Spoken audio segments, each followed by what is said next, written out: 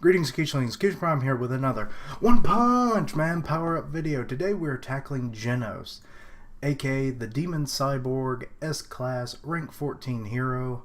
Yeah, with all the power-up videos I tackle like equipment, techniques they can use, and general power-up concepts. And because Genos is a cyborg, though I'm still skeptical if he's actually really a cyborg. We don't know his brain, but whatever, that aside, and him possibly being the rampaging cyborg. But he's mostly just equipment.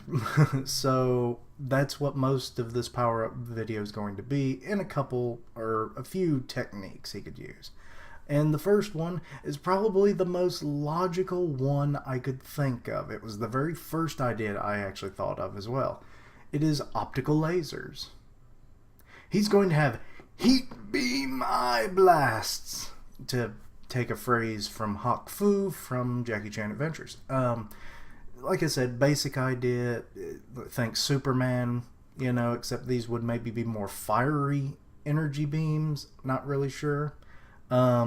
But yeah, I could see this being a very probable future upgrade that Dr. Casino would give him. I mean, Casino can do a lot of things in a very condensed form. So having optical beams installed into his cybernetic eyes, very probable.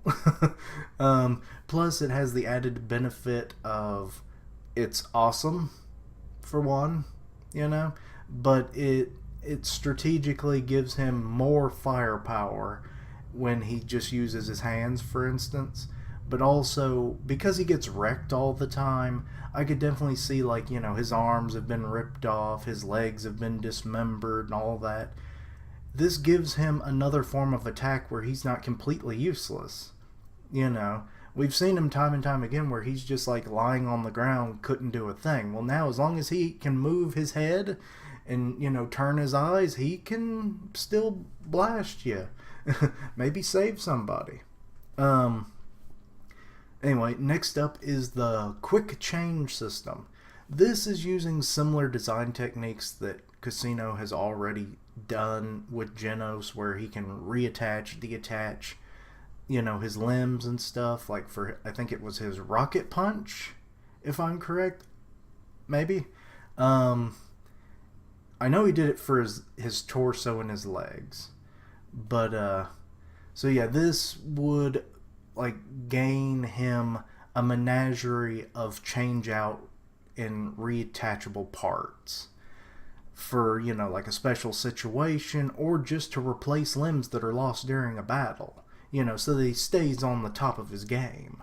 It's you don't want him to just lose an arm and then it's crap, I'm only down to one. It's this guy's too strong. And then it's nope, quick change. Got that new arm, Or give him legs so that he can actually walk.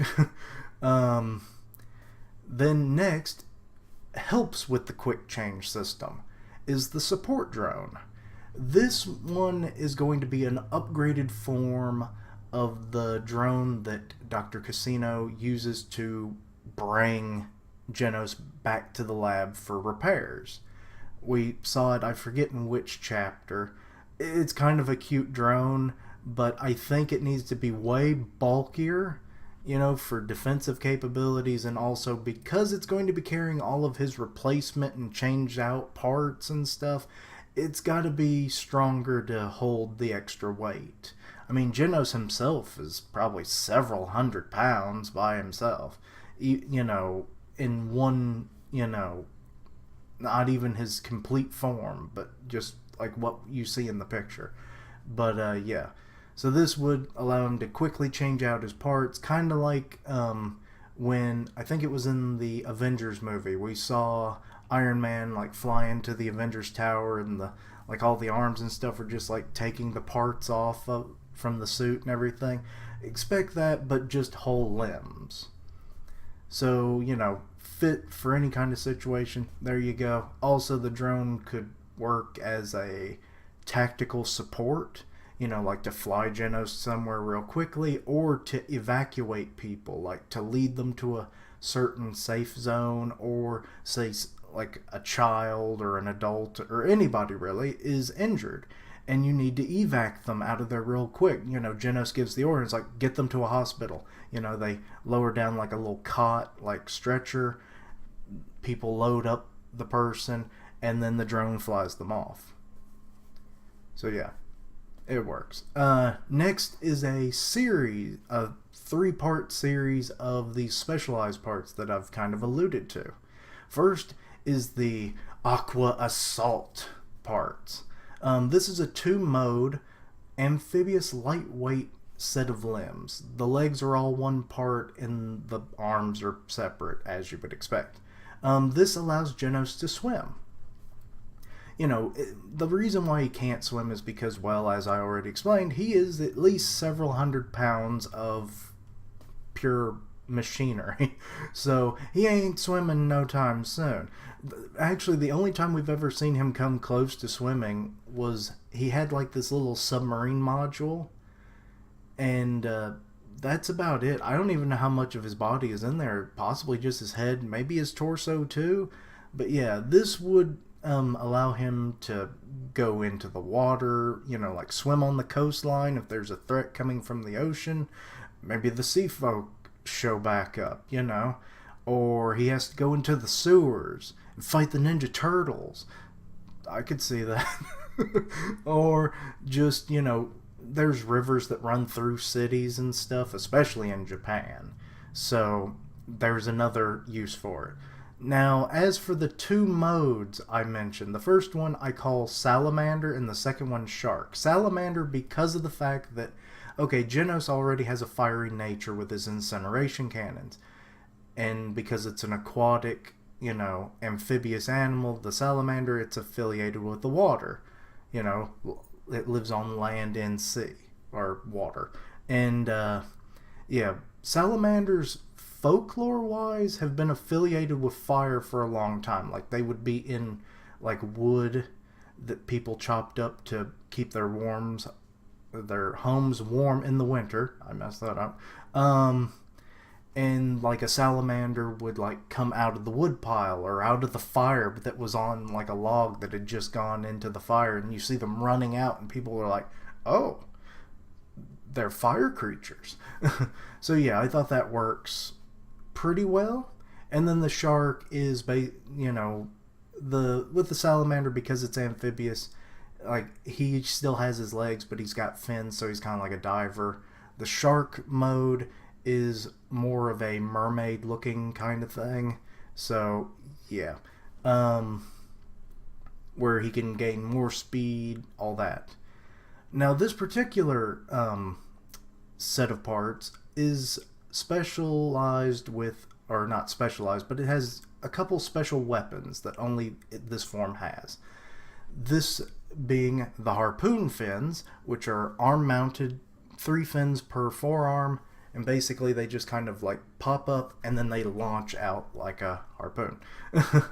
And then coming from the shoulder and shins on both sides, you have the mini torpedoes, to get some good ranged, powerful weapons in the water.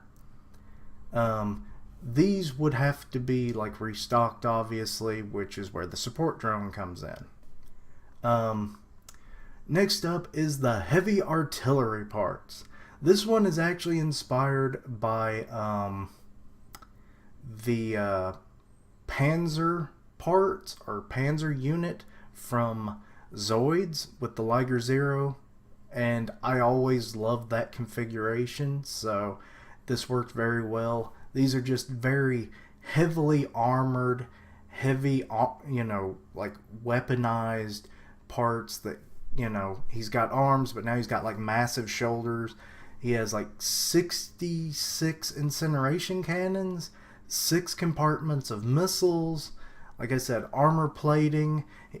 Like up his front, he actually has a second power core, because whole configuration is meant to be like for maximum firepower and damage.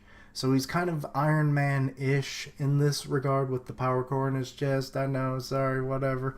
I mean, he is the Iron Man of the universe anyway, so whatever. So yeah, he'll have more power that he can output. He's got more cannons than I think he does in any of his like incineration cannon upgrades thus far. So this would just be like overkill. Yeah.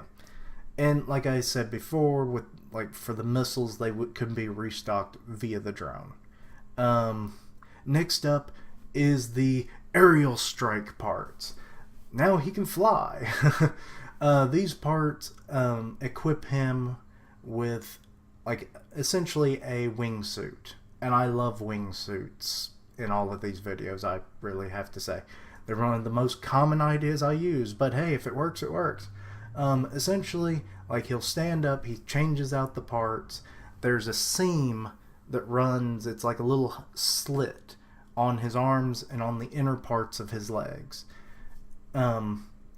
When they come in contact with each other, like the arm portion will grab onto a piece of cloth, and then he ups his arms, and then it reveals the wings. And then the same thing goes for the middle of his legs. Legs come together, they clamp onto the cloth, and then when he opens them up, you have the full wingsuit. And the arms are going to extend a bit because, you know, you need as much... and these are lightweight anyway, but it's good to always have a lot of area for him to glide. But he's also got propulsion built into the legs. You know, they're basically incineration cannons, but used like rockets to help propel him. Plus, he's got his standard, incineration palm cannons. This could be used for like scouting. I don't really foresee him using this for like an aerial rescue. Maybe someone could land on his back mid-flight, but he can't really fly and hold someone. So this is the downside for this form. Also, it kind of looks like Jet Ray from Ben 10 Alien Force. I noticed that after I finished it, and I was like, I've been subliminally, I butchered that word. I've been influenced. But yeah. And I was influenced again with the next one, which is the stretch limbs. Think Inspector Gadget and his like extendable arms and legs, except without the neck. Though I guess it would be kind of cool if Genos could do his neck as well, but that's kind of pushing it in my mind, But who's to say? I mean, Casino can do a lot of things. But yeah, so this would just so that he can like maybe attack from behind a building, it's like really kind of like screw with the opponent. He can like maybe wrap up opponents as well and then blast them from point blank range. That would be scary. Or to like catch people, save people, like, oh no, there's someone up on like the fourth story of that building and it's about to collapse. He can just go whoop and then grab them. Something like that. Or he can use it also to stay above water in case the aqua assault parts have been destroyed. Yeah. Simple. I say simple. It would just be crazy. But anyway, and the final set of limbs is, I couldn't really come up with a good name other than split arms. Basically, these are specialized arms that have an incineration cannon in each one of his 10 fingers. This is for reasons because there's a seam that splits right down the middle of his hand, going all the way up to his arm, and then they can split into 4 separate arms. And then he can just kind of like maneuver them as he pleases and shoot in multiple directions. At least 4 directions, but depending if like he can position his fingers in just the right way, he can probably shoot up to about 10 different directions. Yeah. I was actually told by a friend that he's kind of scary in this form. But yeah, moving into techniques now. The first one is called Boiling Sea. This goes along with the aqua assault. Because, he's underwater, he still has his incineration cannons, so he could just superheat the water into a boiling mass, just burning anything that's nearby. Sadly, the fish are probably going to die too. I hate it, but it would happen. So yeah. So if a monster is not fire resistant, they're gone. He could also just do this in like any form of water, just like Oven from One Piece, where he just stuck his hands into the ocean and then superheated it. So he could do that as well.